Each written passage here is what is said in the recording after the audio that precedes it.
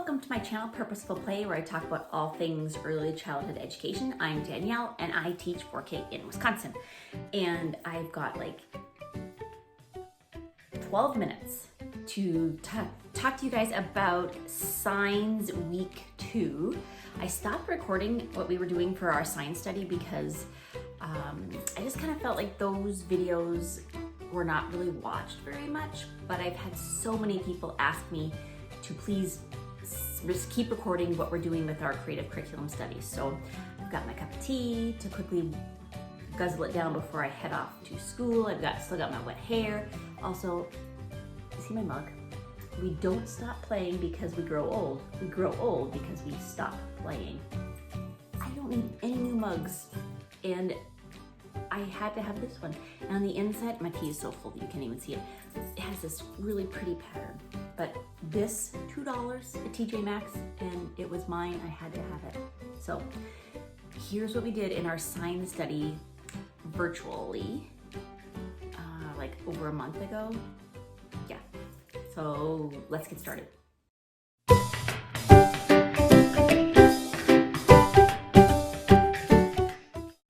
So this Science Week 2 is only weeks. For us, our second week of science was only 4 days. So I'm going to share with you 4 days of what we did.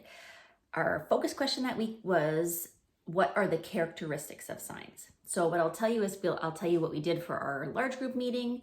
I'll tell you what we did for our seesaw assignment and for some play choices that we gave families to do at home, and then some of the small group activities as well. So on Monday, in our large group, we had a question that says, do you have a favorite color? We were talking about feelings with our social emotional curriculum, so we kind of tied that into our science. So we talked about, do you have a favorite color? And we had a book, Dr. Seuss's My Many Colored Days. So we read that one and talked about feelings and kind of associated them with colors and talked about if you had a favorite color or not. We also, I think that's all we did that day for our large group. We did a little movement, which was Mighty Minute 185, which was rainbow colors. I don't remember what it is. If you have created curriculum, you're going to have to go check that out yourselves. For our seesaw assignment, we actually had a counting assessment. So I guess not an assessment. It was an activity where the kids counted objects on the screen while they were recording, just so that we could quickly grab some documentation. Our play and choice time activities, there was a yoga that I did. I always record 1 or 2 yoga videos a week for the kids to do with me. So there was that one. Another one was to respond to listening to this Many Colored Days story again on their own with their families and talking about how they were feeling that day and what color that was and why. And then one choice activity was to make a sign for their bedroom door, and they were going to write their first and last name using uppercase for their first letter and lowercase for the rest. And then Green Means Go was another one, and they were going to make and eat a snack that was all green. And then the final one was an art activity. If you've been following me and watching my other videos, you'll know that I prefer process art activities instead of a craft where the kids have like a specific end product that is kind of being replicated or duplicated. They're copying something. So it was paper towel art. They were taking paper towel or a coffee filter. They were coloring on it with watercolor markers or washable markers and then spraying on it to see what happened. So it was a very open-ended art activity. So that was Monday. I forgot, on Monday, we also had our small groups, and we're having to do safety lessons. So it's part of our social emotional curriculum. And we were talking about the never rules, things that you should never do, never touch. And then they also brought something that started with the letter S to share. So we talked about S, practice making the S and what sound does it make, and tying it to an action, which was s, s, s, like a big sun. So that's Monday. On to Tuesday. Oh, I forgot to mention on Monday, we were talking about in our large group also the colors of signs. So which is also how we tied in our feelings and colors and why some signs were green, some signs were yellow, red, and orange, and what was attached to those colors, the meaning behind those. So we talked about those on Monday. Then on Tuesday, we talked a lot about the shapes of signs. For our large group on Tuesday, we had the question, do you know the shape of this sign? And it was one of those signs that's a square that's tipped so it looks like a diamond. And the name dance. We did the name dance when we were, for our movement, which was when you move your body to the syllables or the beats of your name. And then we read signs of all kinds, and we talked about the different shapes of signs and looking at them through the book. There were some pentagons, some hexagons, and we talked about the different shapes of the signs.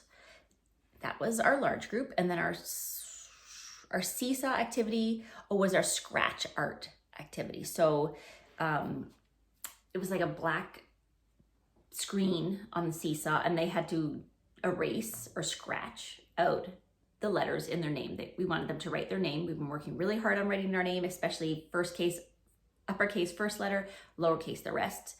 And as they were doing it, we wanted them to say the letter and what sound each letter made. Then our play and choice activities, there was a dance along for movement. We had a second step, a puppet script for that day.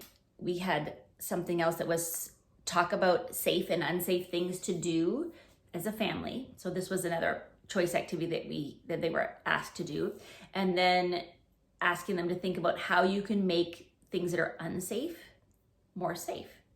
And then using their wood pieces from our Handwriting Learning Without Tears curriculum, they were asked to make different shapes, especially the ones that they see when they're out and looking for signs. So making the different shapes with their wood pieces.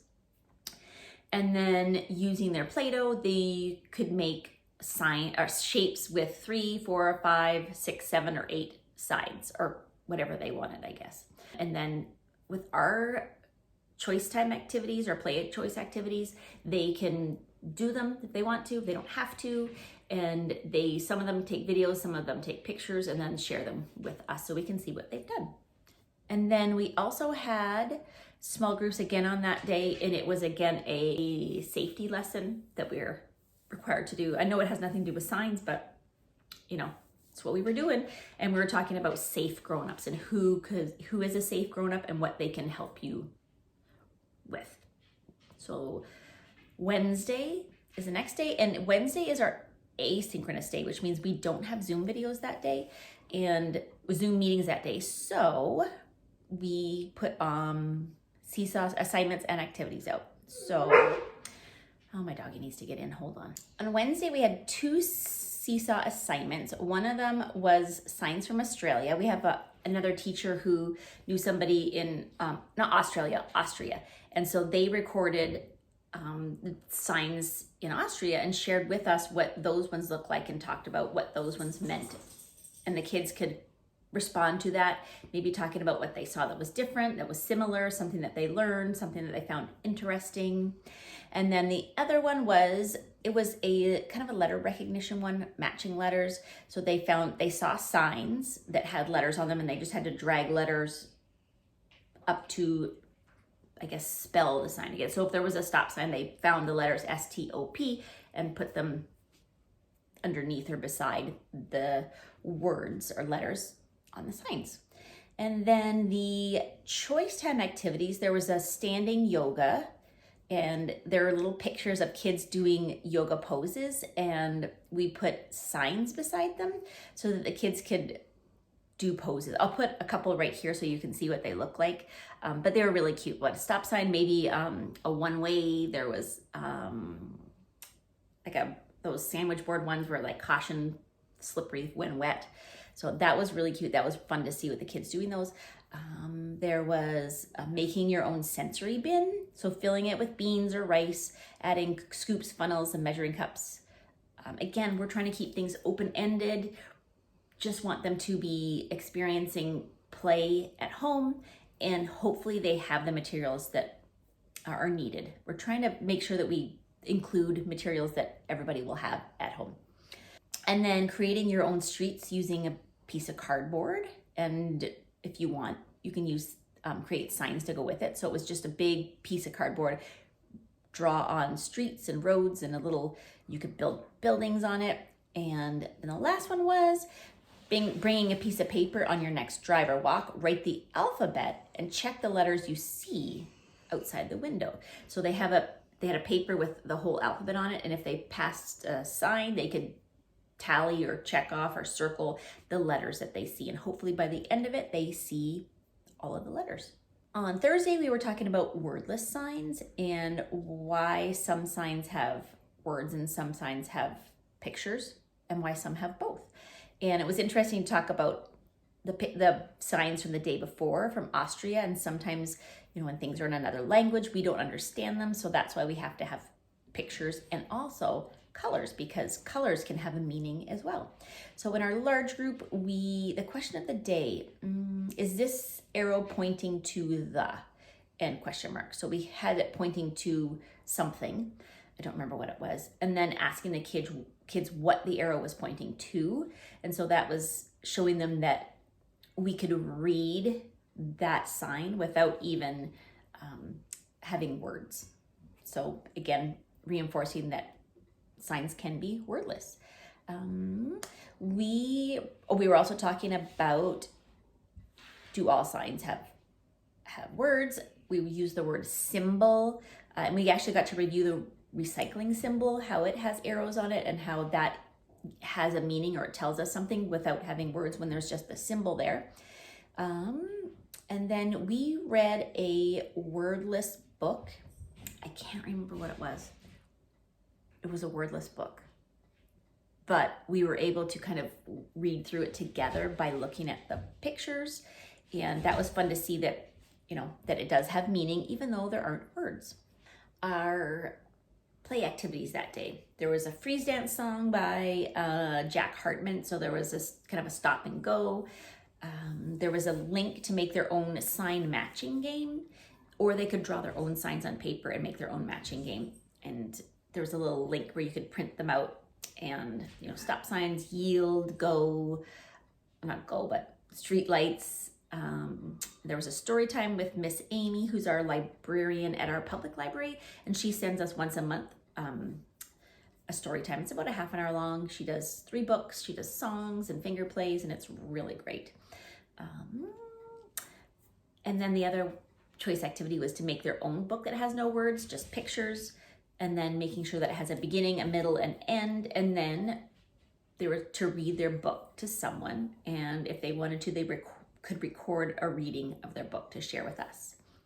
We had a second step lesson, which was all about meeting new friends, which in this time is really hard to do, but we're still teaching them.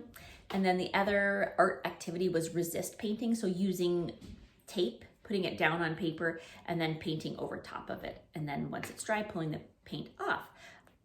I think the couple pictures I showed were snowflakes, because we had a lot of snow at that time, and they could do snowflakes or not. They could do anything they want, really. Again, keeping it open-ended.